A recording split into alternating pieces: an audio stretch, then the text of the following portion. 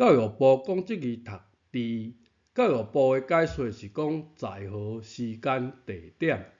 中文有即句呢，注立，注就是九立的意思。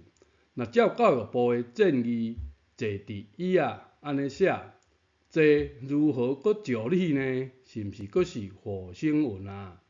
即字在鼻音就读伫，倒伊伫，中声伫。坐伫椅仔就该安尼写，全世界拢无人会误会。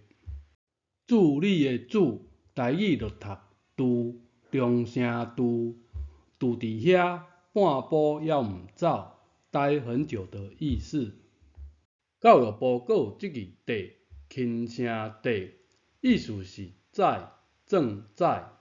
即字在，阁有一个鼻音地，我伫写字。照正义的写法，社会上已经有出现我咧写字这种教育部口音啊！我伫写字就该安尼写，轻声变调本来是四声，特殊变调是一声提醒一下。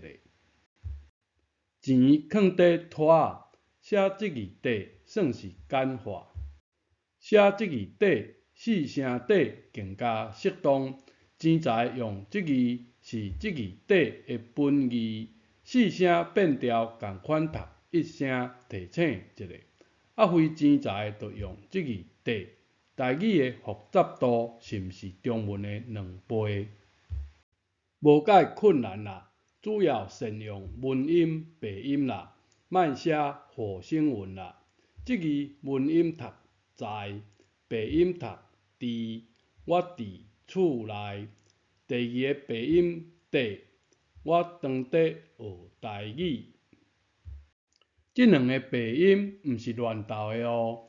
在的字形，将事将反过，过就是过，反过就是底，就是底。是毋是伫即个时阵底讲互清楚？